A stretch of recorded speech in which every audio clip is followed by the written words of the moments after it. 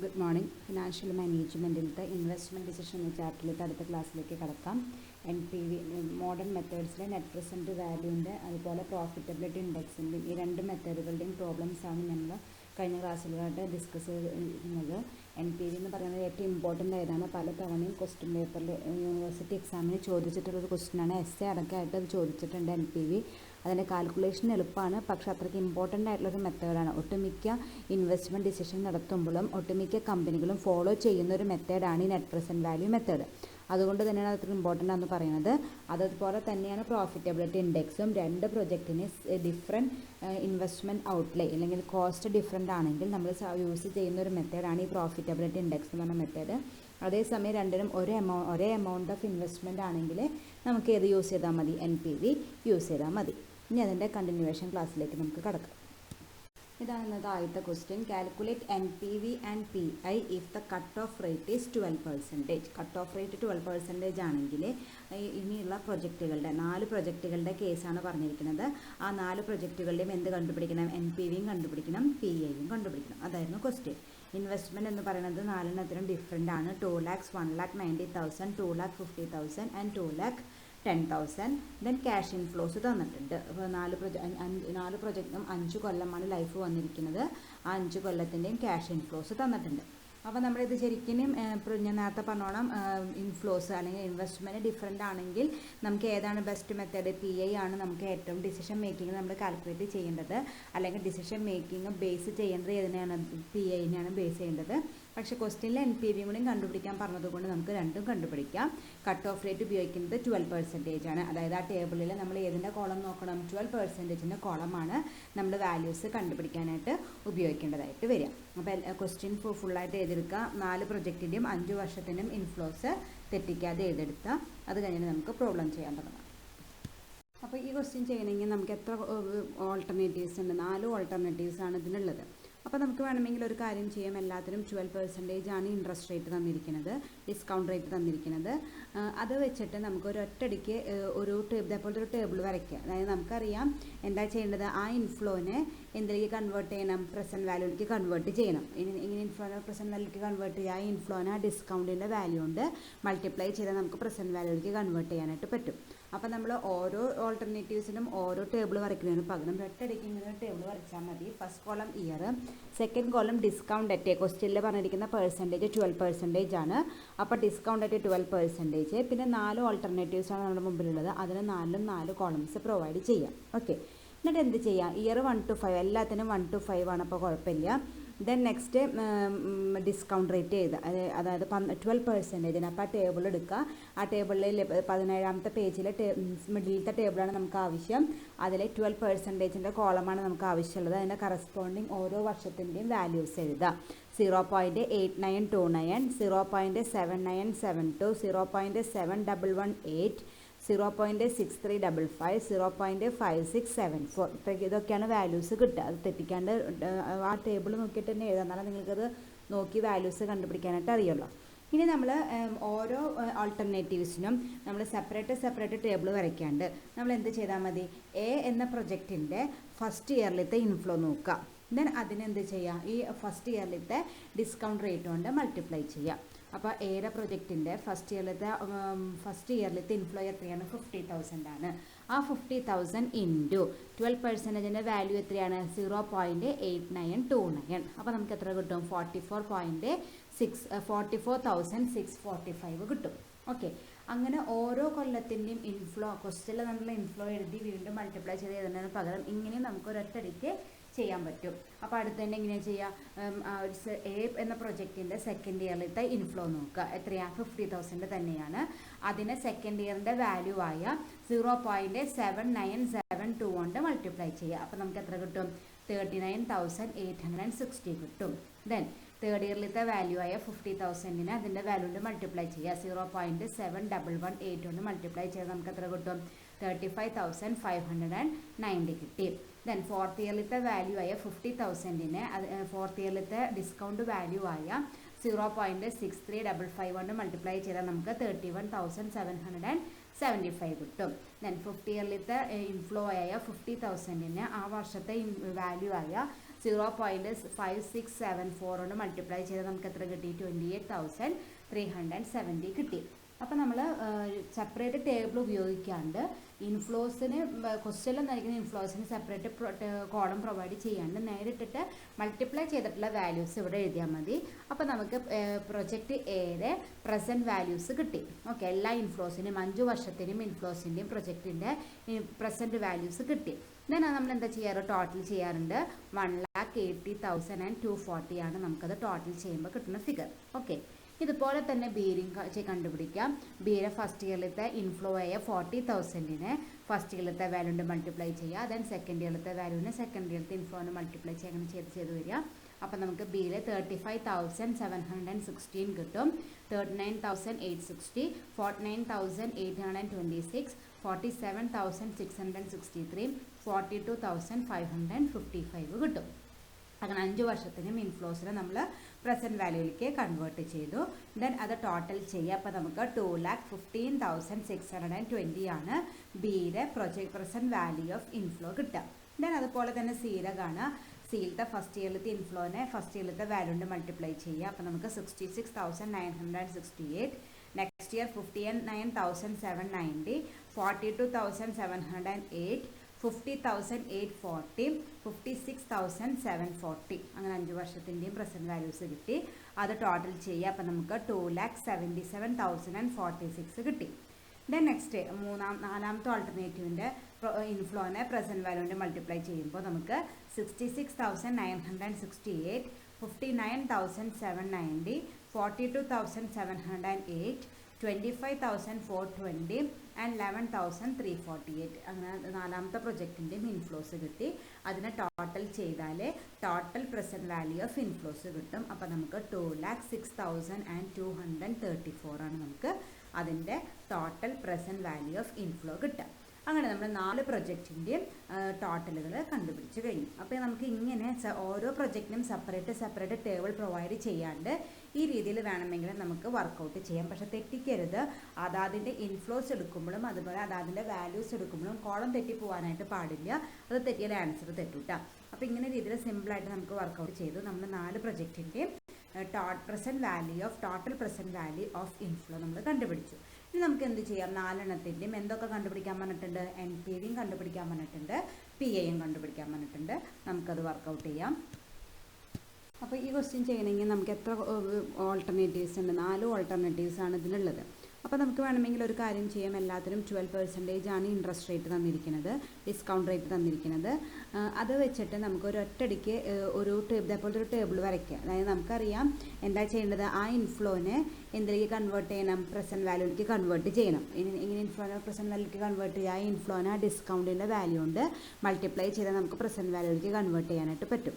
അപ്പോൾ നമ്മൾ ഓരോ ഓൾട്ടർനേറ്റീവ്സിനും ഓരോ ടേബിൾ വരയ്ക്കുന്നതിന് പകരം ഒറ്റയടിക്ക് ഇങ്ങനെ ഒരു ടേബിൾ വരച്ചാൽ മതി. First column year, second column discount at. ക്വസ്റ്റ്യനിൽ പറഞ്ഞിരിക്കുന്ന പെർസെൻറ്റേജ് 12% ആണ്. അപ്പോൾ ഡിസ്കൗണ്ട് അറ്റ് 12%. പിന്നെ 4 ഓൾട്ടർനേറ്റീവ്സ് ആണ് നമ്മുടെ മുമ്പിലുള്ളത്. അതിന് 4 കോളംസ് പ്രൊവൈഡ് ചെയ്യാം. ഓക്കെ, എന്നിട്ട് എന്ത് ചെയ്യാം? ഇയർ 1 to 5 എല്ലാത്തിനും 1 to 5 ആണ്. അപ്പോൾ കുഴപ്പമില്ല. ദെൻ നെക്സ്റ്റ് ഡിസ്കൗണ്ട് റേറ്റ് അതായത് 12%. അപ്പോൾ ആ ടേബിൾ എടുക്കുക. ആ ടേബിളിൽ 17ാമത്തെ പേജിലെ മിഡിലത്തെ ടേബിളാണ് നമുക്ക് ആവശ്യം. അതിൽ 12%ൻ്റെ കോളമാണ് നമുക്ക് ആവശ്യമുള്ളത്. അതിൻ്റെ കറസ്പോണ്ടിങ് ഓരോ വർഷത്തിൻ്റെയും വാല്യൂസ് എഴുതുക. 0.8929, 0.7972, 0.7118, 0.6355, 0.5674.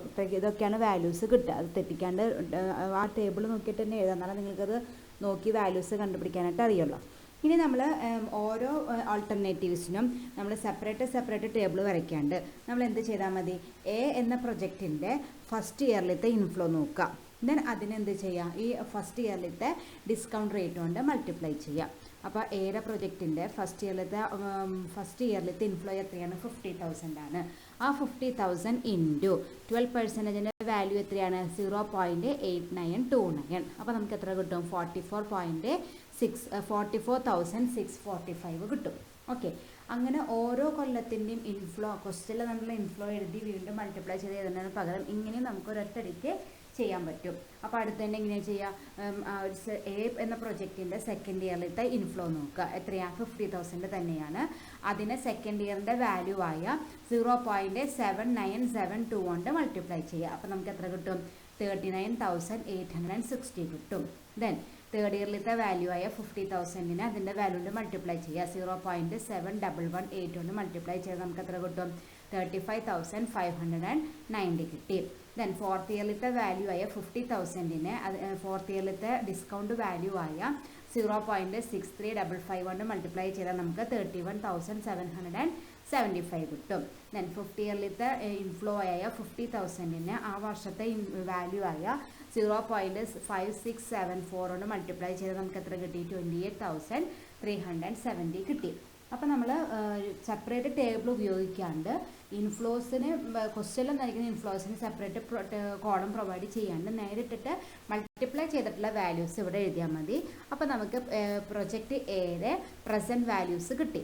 ഓക്കെ, എല്ലാ ഇൻഫ്ലോസിനും 5 വർഷത്തിനും ഇൻഫ്ലോസിൻ്റെയും പ്രൊജക്റ്റിൻ്റെ പ്രസൻറ്റ് വാല്യൂസ് കിട്ടി. ദെൻ നമ്മൾ എന്താ ചെയ്യാറ്? ടോട്ടൽ ചെയ്യാറുണ്ട്.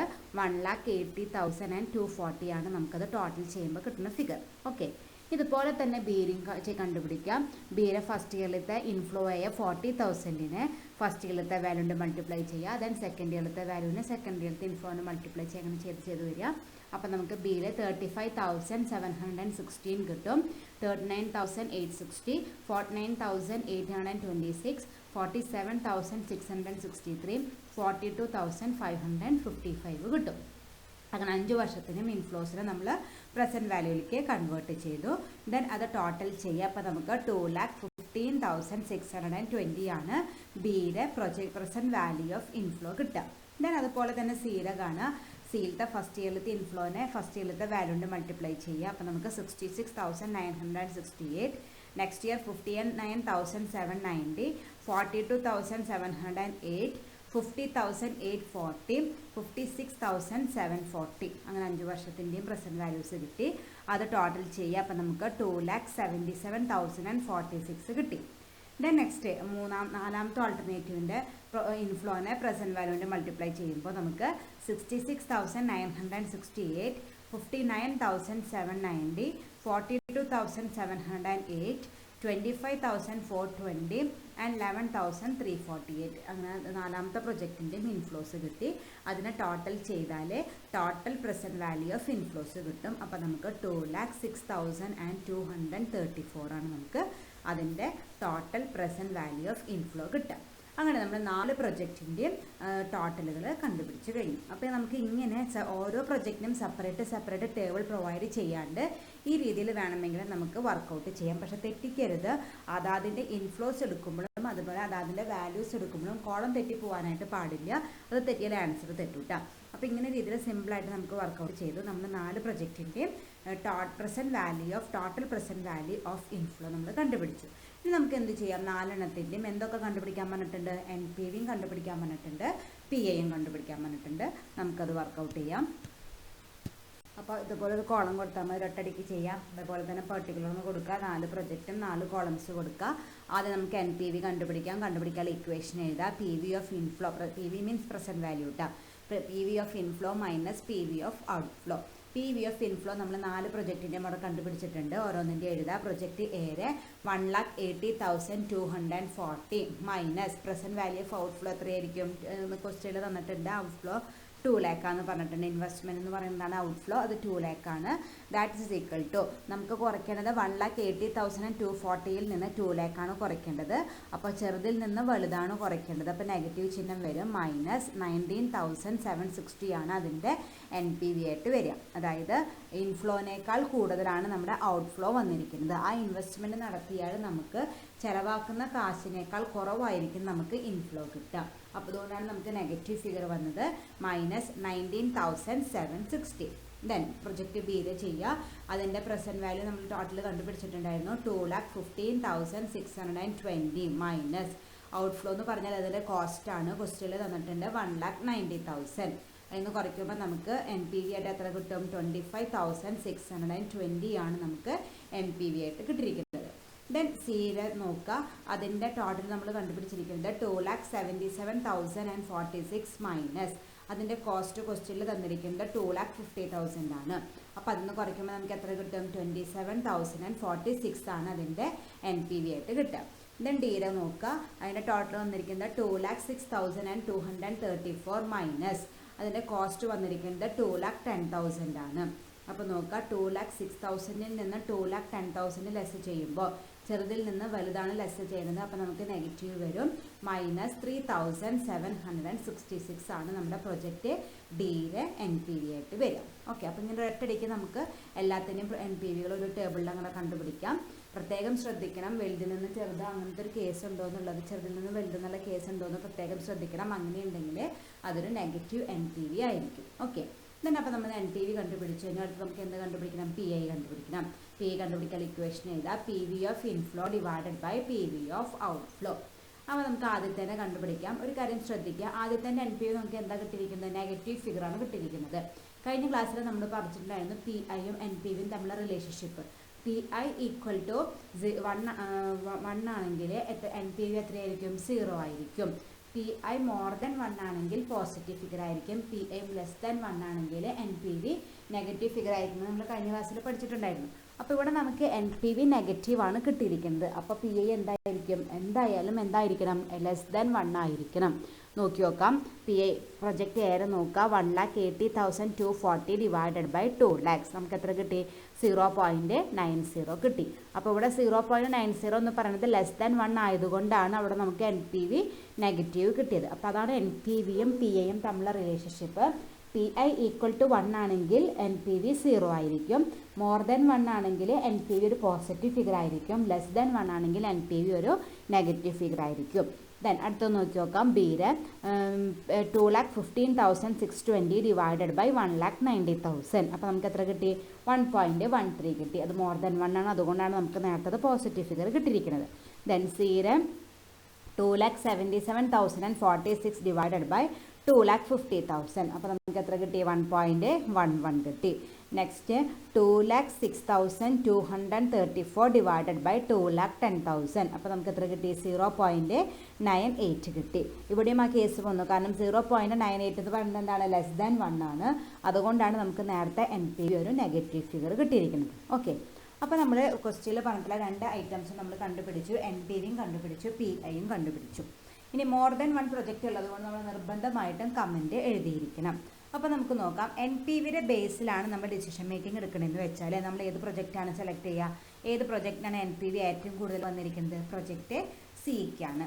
അപ്പോൾ നമ്മുടെ decision making if the decision making is based on NPV we should select project C because it have the highest NPV. അതിനാണ് ഏറ്റവും കൂടുതൽ NPV വന്നിരിക്കുന്നത്.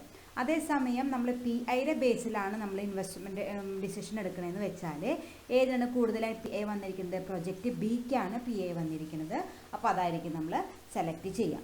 ദെൻ നമ്മളിതിൽ ഇപ്പോൾ ഈ 4 പ്രൊജക്റ്റിനും ഡിഫറെൻറ്റ് ഇൻവെസ്റ്റ്മെൻറ്റ് കോസ്റ്റ് ആയതുകൊണ്ട് നമ്മൾക്ക് ഏതാണ് നല്ലത്? PI ബേസ് ചെയ്യേണ്ടതാണ് നല്ലത്. പക്ഷേ നമ്മളോട് ക്വസ്റ്റ്യനിൽ NPVയും PIയും കണ്ടുപിടിക്കാൻ പറഞ്ഞിട്ടുണ്ട്. അപ്പോൾ രണ്ടിൻ്റെയും കമൻറ്റ് നമ്മൾ എഴുതണം. നമ്മൾ പഠിച്ചിട്ടുണ്ട്, പ്രൊജക്റ്റുകൾക്ക് ഡിഫറെൻറ്റ് കോസ്റ്റ് ആണെങ്കിൽ ഏറ്റവും നല്ല ഓപ്ഷൻ എന്ന് പറയുന്നത് PI ആണ്. ഇവിടെ 4 പ്രൊജക്റ്റിനും 4 കോസ്റ്റാണ് വന്നിരിക്കുന്നത്. അപ്പോൾ ഡിസിഷൻ മേക്കിങ്ങിന് ഏറ്റവും നല്ലത് ഏത് തന്നെയാണ്? PI ആണ്. അത് വെച്ച് നോക്കുമ്പോൾ ഏത് പ്രൊജക്റ്റാണ് നമ്മൾ സെലക്ട് ചെയ്യേണ്ടത്? പ്രൊജക്റ്റ് ബി ആണ് സെലക്ട് ചെയ്യേണ്ടത്. അതേസമയം NPV വെച്ചിട്ടാണ് നമ്മൾ സെലക്ഷൻ നടത്തുന്നതെന്ന് വെച്ചാൽ പ്രൊജക്റ്റ് സിക്കാണ് NPV കൂടുതൽ. അപ്പോൾ അതാണ് നമ്മൾ സെലക്ട് ചെയ്യുന്നതായിട്ട് വരിക. അപ്പോൾ താഴത്തെ ഒരു കമൻറ്റ് എഴുതി വയ്ക്കുക, if the selection criteria is based on NPV equipment C is acceptable. On the other hand, if the selection criteria is based on PI equipment B is acceptable. Okay, ഏത് പ്രൊജക്റ്റിനാണോ PI അല്ലെങ്കിൽ NPV കൂടുതൽ അതാണ് നമ്മൾ select ചെയ്യാനായിട്ട് വരിക. ഇതുവരെ ചെയ്ത പ്രോബ്ലത്തിലൊക്കെ രണ്ടും ഒന്നിന് തന്നെ വരാറ്, പക്ഷെ ഇത് രണ്ടും ഡിഫറെൻറ്റിനാണ്. NPV ആണെങ്കിൽ സിയും അതുപോലെ PI ആണെങ്കിൽ എക്യുപ്മെൻറ്റ് ബിയുമാണ് കൂടുതൽ ബെനിഫിഷ്യലായിട്ട് വരും. Okay, next problem, calculate discounted payback period and NPV if the discount rate is 10%. അതായത് നമ്മൾ ഇതുവരെ പഠിച്ച മോഡേൺ മെത്തേഡ്സിലത്തെ 2 മെത്തേഡുകളും ഒപ്പം വരുന്ന ഒരു പ്രോബ്ലമാണ്. നമ്മളോട് ആദ്യം ഡിസ്കൗണ്ടഡ് പേബാക്ക് പീരീഡും കണ്ടുപിടിക്കാൻ പറഞ്ഞിട്ടുണ്ട്, പിന്നെ NPVയും കണ്ടുപിടിക്കാൻ പറഞ്ഞിട്ടുണ്ട്. ഡിസ്കൗണ്ട് റേറ്റ് 10% ആണെങ്കിൽ PI കണ്ടുപിടിക്കാൻ പറഞ്ഞിട്ടില്ല കേട്ടോ. അപ്പോൾ ഡിസ്കൗണ്ട് റേറ്റ് 10% വെച്ച് നമ്മളോട് ഡിസ്കൗണ്ടഡ് പേബാക്ക് പീരീഡും NPVയും കണ്ടുപിടിക്കാൻ പറഞ്ഞിരിക്കുന്നു. ഒരു കോസ്റ്റിൻ്റെ ഒരു പ്രൊജക്റ്റിൻ്റെ ഡീറ്റെയിൽസ് മാത്രമേ തന്നിട്ടുള്ളൂ. കോസ്റ്റും തന്നിട്ടുണ്ട്, 5 വർഷത്തെ ഇൻഫ്ലോസിൻ്റെ ഡീറ്റെയിൽസും തന്നിട്ടുണ്ട്. ഡിഫറെൻറ്റ് ഇൻഫ്ലോസ് ആണ്. അപ്പോൾ ഇൻഫ്ലോ അൺഈക്വൽ ആണ്. അപ്പോൾ അത് വെച്ചിട്ട് നമുക്ക് ഡിസ്കൗണ്ടഡ് പേ ബാക്ക് പീരീഡും NPVയും എങ്ങനെ കണ്ടുപിടിക്കണമെന്ന് നോക്കാം. അപ്പോൾ ആദ്യം നമുക്ക് ഡിസ്കൗണ്ടഡ് പേ ബാക്ക് പീരീഡ് കണ്ടുപിടിക്കാം. നമ്മൾ ഡിസ്കൗണ്ടഡ് പേ ബാക്ക് പീരീഡിന് എത്ര കോളംസ് വേണം? മൊത്തം 5 കോളംസ് വേണം. കാരണം പ്രസൻറ്റ് വാല്യൂ കണ്ടുപിടിച്ചിട്ട് പിന്നെ എന്തുകൂടി കണ്ടുപിടിക്കണം? നമുക്ക് ക്യൂമുലേറ്റീവ് പ്രസൻറ്റ് ഇൻഫ്ലോയും കൂടി കണ്ടുപിടിക്കണം. അപ്പോൾ ടോട്ടൽ 5 കോളംസ് പ്രൊവൈഡ് ചെയ്യാം. First column year, second column annual inflow. അത് നമ്മൾ ക്വസ്റ്റ്യനിൽ തന്നതാണ്, അതുപോലെ തന്നെ എഴുതുക. 1 to 5 ആണ് ഇയർ വരിക. ആനുവൽ ഇൻഫ്ലോസ് തെറ്റിക്കാണ്ട് ഇങ്ങോട്ട് എടുത്ത് എഴുതുക. ദെൻ അടുത്ത എന്താണ്? ഡിസ്കൗണ്ട് ആണ്. ക്വസ്റ്റ്യനിൽ തന്നിരിക്കുന്ന എത്ര പെർസെൻറ്റേജ് യൂസ് ചെയ്യാനാണ്? 10% യൂസ് ചെയ്യാനാണ് പറഞ്ഞിരിക്കുന്നത്. അപ്പോൾ എഴുതുക ഡിസ്കൗണ്ട് ആയിട്ട് 10% എന്ന് പറഞ്ഞിട്ട് എഴുതുക. അതായത് റേറ്റുകൾ എഴുതുക. നമ്മൾ ഒട്ടുമിക്ക ക്വസ്റ്റ്യനിൽ ഉപയോഗിക്കുന്ന റേറ്റ് ഇത് തന്നെയാണ്. ആ വാല്യൂസ് കൃത്യമായിട്ട് എടുത്ത് എഴുതുക. ദെൻ എന്ത് ചെയ്യാം? നമ്മുടെ ക്വസ്റ്റ്യനിൽ തന്നിരിക്കുന്ന ആനുവൽ ഇൻഫ്ലോനെ ഈ വാല്യൂസ് ഉപയോഗിച്ചിട്ട് പ്രസൻറ്റ് വാല്യൂയിലേക്ക് കൺവേർട്ട് ചെയ്യാം. കൺവേർട്ട് ചെയ്യുമ്പോൾ നമുക്ക് എത്രയൊക്കെ കിട്ടും? 4,546, 16,528, 22,539, 20,490 ആൻഡ് 6,209. അങ്ങനെ 5 വർഷത്തിൻ്റെയും നമ്മൾ ആനുവൽ ഇൻഫ്ലോസിനെ പ്രസൻറ്റ് വാല്യൂയിലേക്ക് കൺവേർട്ട് ചെയ്തിട്ട് എഴുതി.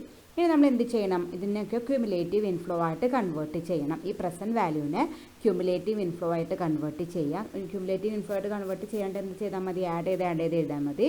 അപ്പോൾ 4,546, 21,074, 43,613, 64,103 ആൻഡ് 70,312. അങ്ങനെ നമുക്ക് 5 വർഷത്തിൻ്റെയും ക്യുമുലേറ്റീവ് ഇൻഫ്ലോസ് കിട്ടി. ഇനി നമുക്ക് എന്ത് ചെയ്യാം? ഇനി വേറെ പ്രശ്നങ്ങളൊന്നുമില്ല. നമ്മൾ ഏറ്റവും ആദ്യം തൊട്ട് പഠിച്ചു തുടങ്ങുന്ന പോലെ തന്നെ പേ ബാക്ക് പീരീഡിൻ്റെ ഇൻഫ്ലോസ് അൺഈക്വൽ ആകുമ്പോഴത്തെ ഇക്വേഷൻ എന്തായിരുന്നു? E+B/C. ആ ഇക്വേഷൻ വെച്ചിട്ട് നമുക്ക് എന്ത് കണ്ടുപിടിക്കാം? ഡിസ്കൗണ്ടഡ് പേ ബാക്ക് പീരീഡ് കണ്ടുപിടിക്കാം. അപ്പോൾ ഡിസ്കൗണ്ടഡ് പേ ബാക്ക് പീരീഡ് കണ്ടുപിടിക്കാൻ ഇക്വേഷൻ എഴുതാം E+B/C. ഇനി നമുക്ക് ഓരോ ടേംസ് കണ്ടുപിടിക്കണം. ആദ്യം കണ്ടുപിടിക്കണം. എന്ന് പറഞ്ഞാൽ ഇയർ ഓഫ് ഫൈനൽ റിക്കവറിയുടെ തൊട്ട് മുമ്പത്തെ വർഷം. ഇയർ ഓഫ് ഫൈനൽ റിക്കവറി വരുന്നത് നമ്മുടെ കോസ്റ്റ് പറയുന്നത് 50,500 ആണ്. അത് നമുക്ക് ക്യുമുലേറ്റീവ് ഇൻഫ്ലോയിൽ വരുന്നത് 4ാമത്തെ വർഷമാണ്. അതിൻ്റെ തൊട്ട് മുമ്പത്തെ വർഷം എന്ന് പറയുമ്പോൾ 3 ആണ് നമ്മുടെ ആയിട്ട് വരിക. അപ്പോൾ E=3. ദെൻ ബി എന്ന് പറഞ്ഞാൽ ബാലൻസ് ടു ബി റിക്കവേർഡ്. 3ാമത്തെ വർഷം ഈ കൊല്ലത്തിൽ നിന്ന് നമുക്ക് ഇനി എത്രയും കൂടിയും കിട്ടിയാലാണ് നമ്മുടെ ഇൻവെസ്റ്റ്മെൻറ്റ് കവർ ചെയ്യാനായിട്ട് പറ്റുക. അതായത് 3ാമത്തെ വർഷത്തെ ക്യുമുലേറ്റീവ് ഇൻഫ്ലോയുടെ എമൗണ്ടായ 43,630 നമ്മുടെ കോസ്റ്റായ 50,500ൽ നിന്ന് നമുക്ക് ലെസ് ചെയ്താൽ നമുക്ക് എത്ര കിട്ടും? 6,887 കിട്ടും. അതാണ് നമ്മുടെ ബി ആയിട്ട് വരിക. ഈ 3 വർഷം കൊണ്ട് നമുക്ക് ഇതുവരെ എത്ര കിട്ടി? ഇനി എത്ര കിട്ടാനുണ്ട്? അതാണ് നമ്മുടെ ബി വരുന്നത്. ദെൻ സി എന്ന് പറഞ്ഞാൽ നമ്മുടെ ഇയർ ഓഫ് ഫൈനൽ റിക്കവറിയുടെ ആക്ച്വൽ ഇൻഫ്ലോ. ആക്ച്വൽ ഇൻഫ്ലോ എടുക്കുമ്പോൾ ക്വസ്റ്റ്യനിലേക്ക് ഇൻഫ്ലോ എടുക്കാനായിട്ട് പാടില്ല. നമ്മുടെ പ്രസൻറ്റ് വാല്യൂയിലേക്ക് കൺവേർട്ട് ചെയ്ത ഇൻഫ്ലോ ഇല്ല, അതാണ് നമ്മൾ എടുക്കേണ്ടത്. പ്രത്യേകം ശ്രദ്ധിക്കണം, തെറ്റിക്കാറുണ്ട്. ആക്ച്വൽ ഇൻഫ്ലോ എന്ന് പറയുമ്പോൾ നമ്മൾ ക്വസ്റ്റ്യനിലത്തെ ഇൻഫ്ലോ എടുക്കും. അത് നമ്മൾ പേ ബാക്ക് പീരീഡ് അത് എടുത്താൽ മതി. ഡിസ്കൗണ്ടഡ് പേ ബാക്ക് പീരീഡിലാണെങ്കിൽ നമ്മൾ പ്രസൻറ്റ് വാല്യൂയിലേക്ക് കൺവേർട്ട് ചെയ്ത വാല്യൂ ആണ് എടുക്കേണ്ടത്. അപ്പോൾ 4ാമത്തെ വർഷത്തിലെ പ്രസൻറ്റ് വാല്യൂയിലേക്ക് കൺവേർട്ട് ചെയ്ത വാല്യൂ എത്രയാണ്? 20,490 ആണ്. അത് നമ്മൾ എടുക്കുക. അപ്പോൾ C=20,490 എടുത്തു.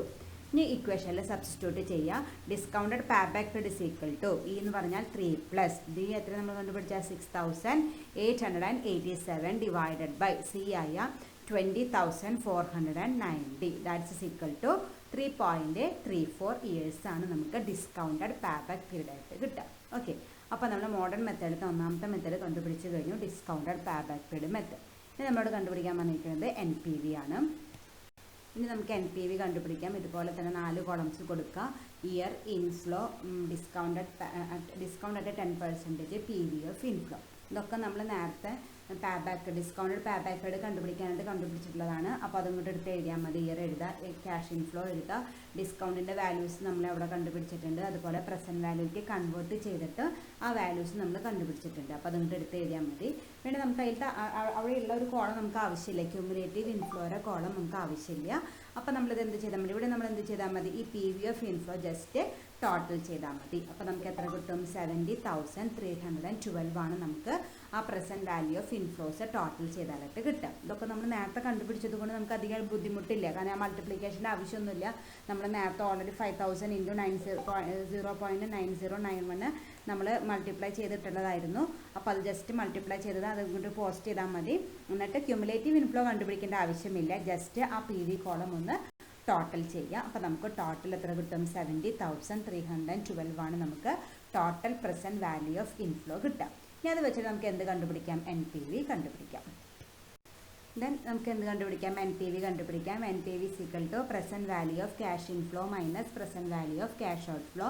Present value of cash inflow ആണ് നമ്മളിപ്പോൾ കണ്ടുപിടിച്ചത്. 70,312 മൈനസ് ഈ ഔട്ട്ഫ്ലോ എന്ന് പറയുകയാണെങ്കിൽ നമ്മുടെ ഇൻവെസ്റ്റ്മെൻറ്റ് കോസ്റ്റ് 50,500. അപ്പോൾ നമുക്ക് എത്ര കിട്ടി? 19,812 ആണ് നമുക്ക് എൻ പി വി ആയിട്ട് കിട്ടിയത്.